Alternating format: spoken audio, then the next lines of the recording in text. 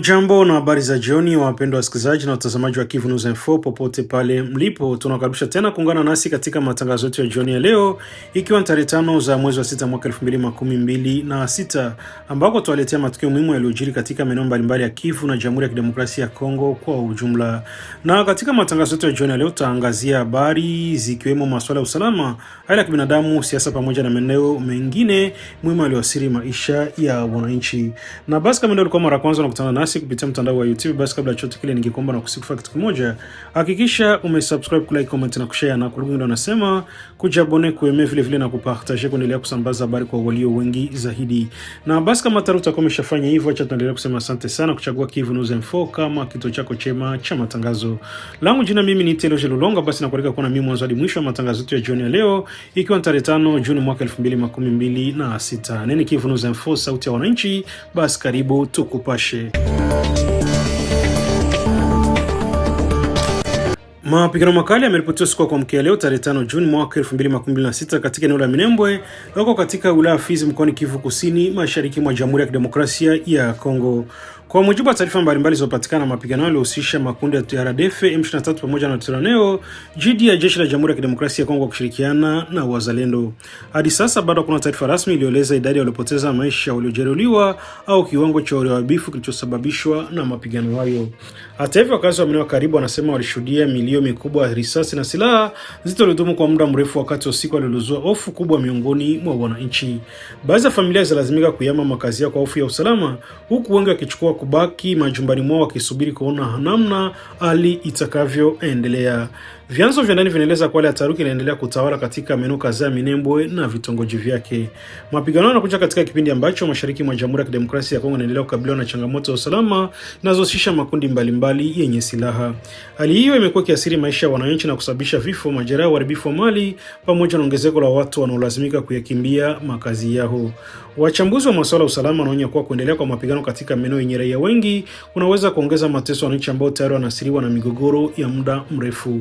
Wanasisitiza umuhimu wa kutafuta suluhisho la amani ili kulinda maisha ya watu na kurejesha utulivu katika eneo hilo. Kwa mujibu wa kanuni za sheria za kimataifa na za kibinadamu, pande zote zinazohusika katika mapigano zinapaswa kuhakikisha usalama wa raia na kuepuka kufanya mashambulizi ndani au karibu na maeneo yanayokaliwa na wananchi. Sheria hizo pia zinataka raia, watoto, wanawake na makundi mengine wanaoshiriki katika vita kulindwa wakati wa migogoro. Hadi tunakuletea taarifa ya hali ya halisi katika eneo la Minembwe bado inaendelea kufuatiliwa, huku wakazi wakitarajia kurejea kwa utulivu na amani katika eneo hilo. Kivu News Info inaendelea kufuatilia maendeleo ya hali hiyo na kuwajulisha wasikilizaji na watazamaji wake kadri taarifa mpya zitakavyokuwa zikipatikana.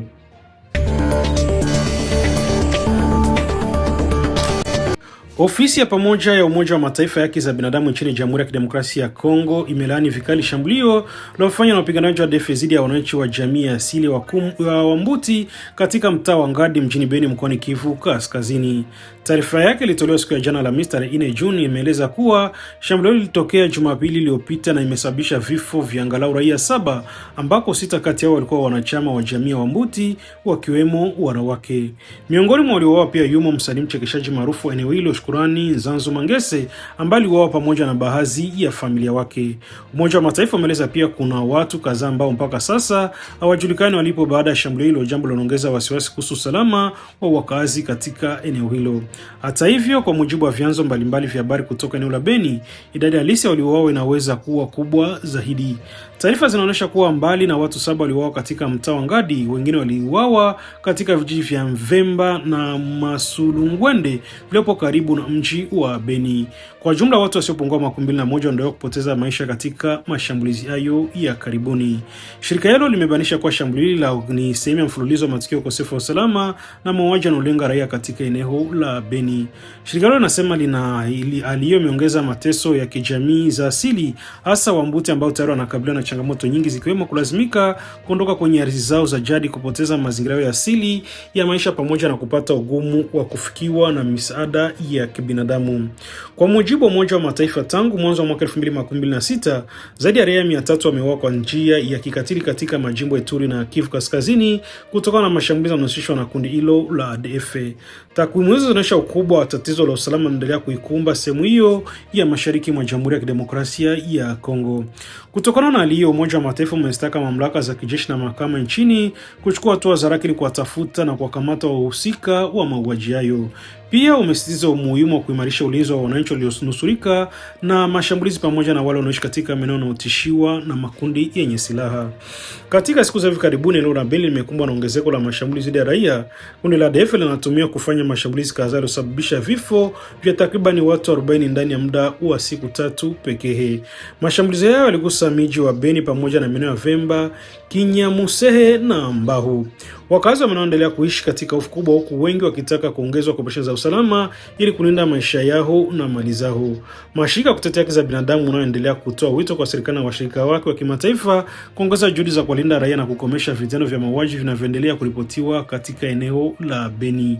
Hali ya usalama katika sehemu kubwa ya Kivu Kaskazini na Ituri inaendelea kuwa ya kutia wasiwasi, huku matumaini ya wananchi wengi yakibaki katika kurejea kwa amani, utulivu na usalama wa kudumu katika maeneo yao.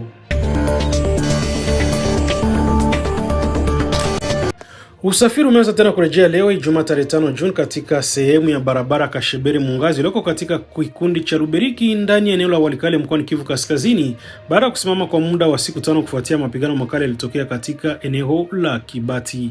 Kusimama kwa shughuli za usafiri katika barabara hiyo kulitokana na mapigano kati ya jeshi la Jamhuri ya Kidemokrasia ya Kongo likisaidiwa na wapiganaji wa Zalendo dhidi ya waasi 23 walikuwa kipambana kudhibiti maeneo ya kimkakati ya eneo hilo. Kwa mujibu wa taarifa za ndani, kurejea kwa usafiri katika njia hiyo kumetokana na hatua za kujiondoa kwa muungano wa jeshi la Jamhuri ya Kidemokrasia ya Kongo na wazalendo kutoka Kibati, hatua iliyofanyika siku ya Alhamisi iliyopita. Inaripotiwa kwa vikosi vya serikali na washirika wao walijipanga upya na kurudi kuelekea eneo la Mungazi, hali iliyoacha waasi 23 kudhibiti eneo hilo la Kibati.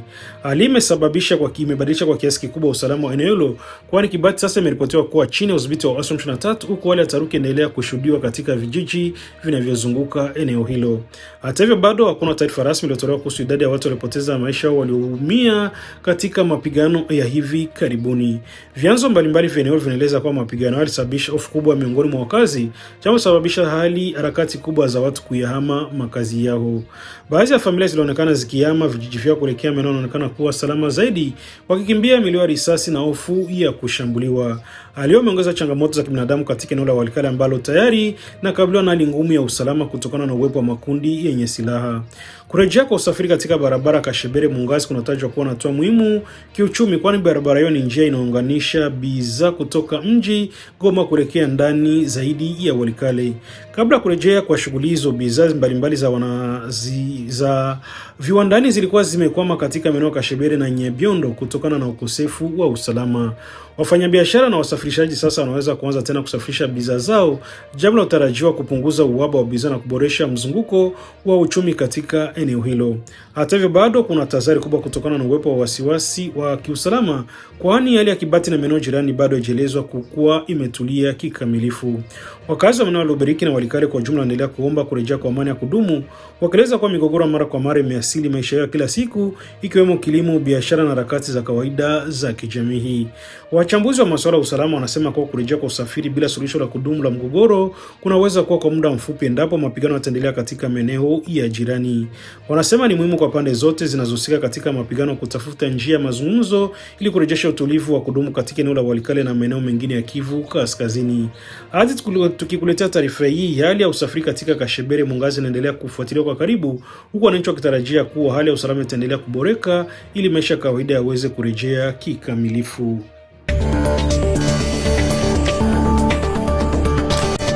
Mkutano wa pili upande wa tatu kati ya Jamhuri ya Kidemokrasia ya Kongo, Burundi na Umoja wa Mataifa wa kuhudumia wakimbizi umemalizika siku ya jana Alhamisi tarehe 4 Juni mjini Kinshasa baada ya siku mbili za majadiliano yaliyolenga suala la kurejesha wakimbizi katika eneo la Maziwa Makuu. Sheria kufunga mkutano huu iliongozwa na makamu waziri mkuu wa DRC anashughulikia mambo ya ndani na usalama Shabani Luko pamoja na waziri wa mambo ya ndani ya usalama umma wa Burundi Leonidas Ndaruzinie. Viongozi wengine waliohudhuria ni pamoja na waziri wa masuala ya kijamii wa DRC Eva Bazaiba pamoja na wakilishi wa ASER nchini DRC. Katika majadiliano washiriki walifikia makubaliano kuhusu mfumo wa pamoja wa kurejesha wakimbizi kwa hiari na kwa kufuata taratibu zinazokubalika kimataifa. Hatua kuja wakati ambako mashariki mwa DRC bado nakabiliwa na changamoto za usalama ambazo zinaendelea kusababisha watu wengi kuyahama makazi yao.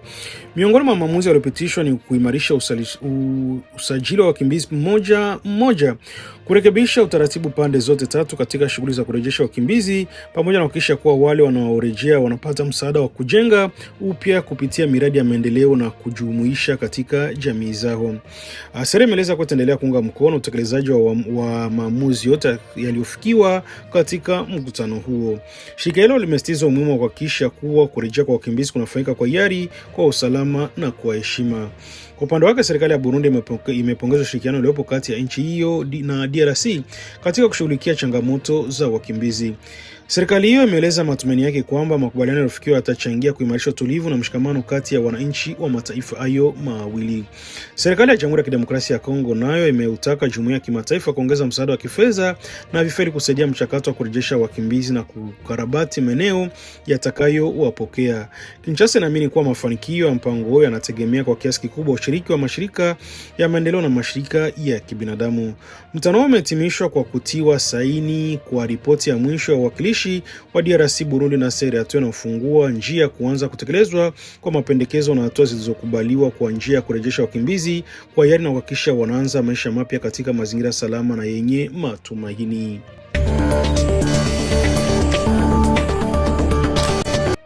Wanawake kutoka mji wa Goma wametaka jamii ya kimataifa na wadau wote wa mchakato wa amani kuhakikisha kuwepo kwa usitaji wa mapigano wa kweli na wa kudumu katika eneo la mashariki mwa Jamhuri ya Kidemokrasia ya Kongo. Wito umetolewa kufuatia mkutano wa kimkakati wa ngazi ya juu wa kamati ya ushauri wa kuhusu wanawake, amani na usalama katika eneo la Maziwa Makuu uliofanyika kuanzia tarehe 3 hadi tarehe 4 Mei mjini Nairobi nchini Kenya. Mkutano huo uliwaleta pamoja viongozi wa kanda, wapatanishi pamoja na wadau wa mchakato wa amani unaoratibiwa na Umoja wa Afrika kwa ajili ya mashariki mwa DRC na eneo lote la Maziwa Makuu.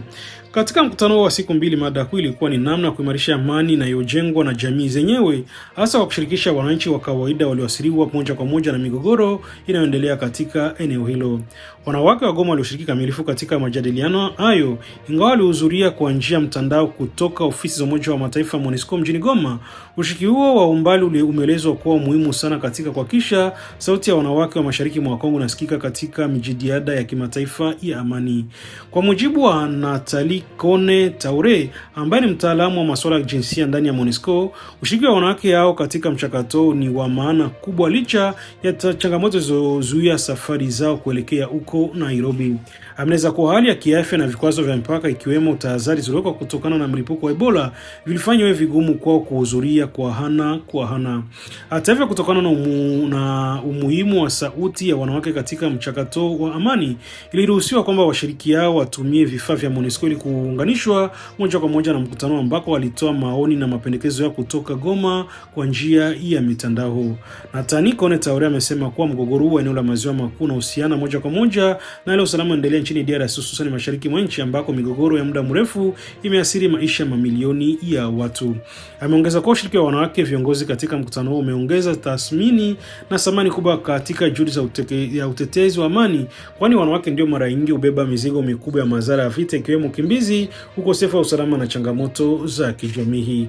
Wanawake hao wamesisitiza kuwa bila usitaji wa mapigano kweli juhudi zote za maendeleo na amani katika eneo la mashariki mwa DRC zitakuwa na changamoto kubwa.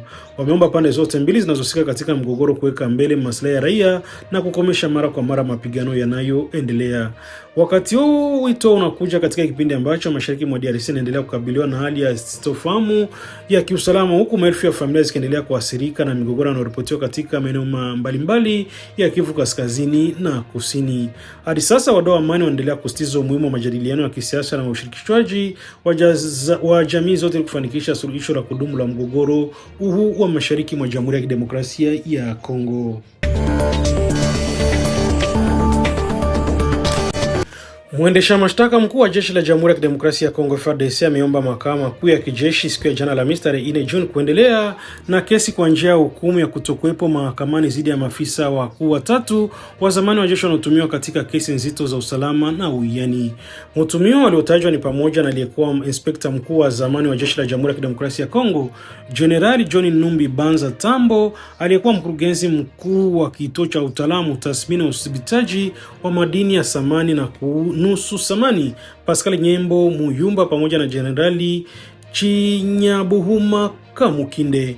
Kwa mujibu wa mashtaka ya jeshi, wote hao wanadaiwa kuwa wamekimbia na hawajitikia wito mara moja kwa mahakamani, linalosababisha kutangazwa kuwa hawajulikani walipo na hivyo kutokuhudhuria kesi yao. Katika kikao cha mahakama kilichotengwa mustaki kwa ajili ya udhibitaji na uwepo wa ustakiwa na watambuzi wao, mwendesha mashtaka alieleza kuwa masharti ya kisheria tayari yametimia na kuendelea na kesi bila wao kuwepo mahakamani. Ombi hilo linataka kesi iendelee kwa jukumu bila mshtakiwa kuwepo. Kesi inajihusisha jumla ya washtakiwa 10 wakiwemo maafisa wengine wa jeshi la Jamhuri ya Kidemokrasia ya Kongo, miongoni mwao ikiwa ni pia aliyekuwa mkuu wa majeshi ya Jamhuri ya Kidemokrasia ya Kongo Generali Christian Chiwewe Songesha. Washtakiwa wanakabiliwa na mashtaka mazito ambayo ni pamoja na kupanga njama za uasi, uwiano, kueneza propaganda na za kiugaidi, kusambaza taarifa za uongo na kuvunja maelekezo ya kijeshi, kutoroka na kukimbia nje ya nchi bila ruhusa, kumiliki silaha na risasi kinyume cha sheria, pamoja na kuwashawishi askari wengine kufanya vitendo vinavyokiuka nidhamu ya kijeshi.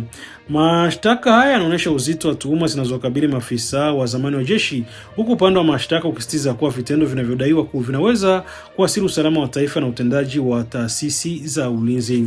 Mahakama kuu ya kijeshi sasa inatarajiwa kutoa uamuzi kuhusu ombi la mwendesha mashtaka kabla ya kuendelea na hatua nyingi za kusikiliza ushahidi na hoja za pande zote mbili zilizosalia katika kesi hiyo.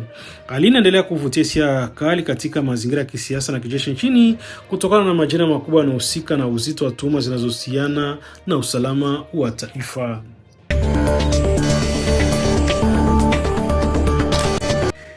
Chuo kikuu cha Katoliki cha Bukavu, Universite Catholique de Bukavu ICB, kimeingia katika kipindi cha majonzi makubwa kufuatia kifo cha kusitisha cha mmoja wa wanafunzi wake Emmanuel Iragena kilichotokea katika mji wa Bukavu mkoani Kivu Kusini.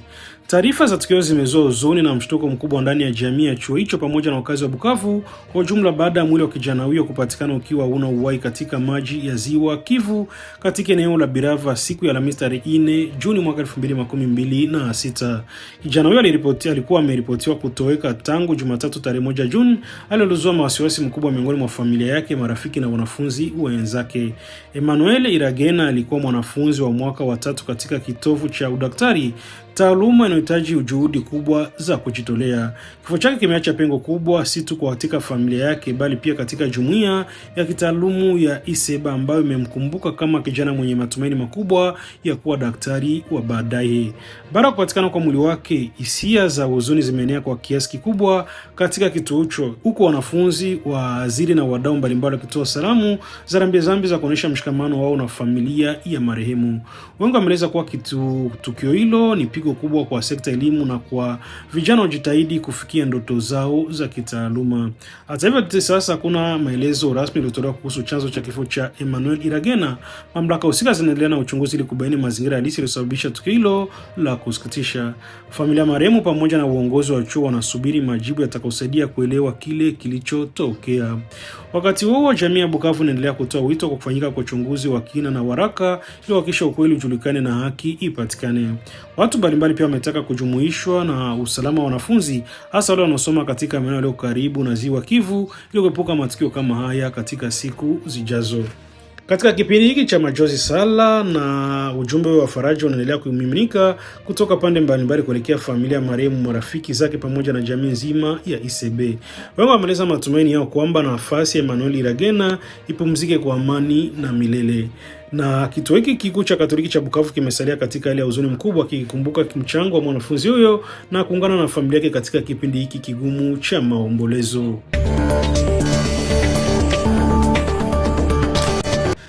Mji wa Lubumbashi umeshuhudia tukio la kisiasa lenye uzito mkubwa baada ya wanachama wa ofisi ya kisiasa na kitaifa cha chama RDF pamoja na viongozi kadhaa wa ngazi ya juu kukutana na kutoa uamuzi wa kumkataa rasmi rais wa chama hicho Jacques Abula Katwe, wakimvua kabisa imani ya kisiasa na kiutendaji.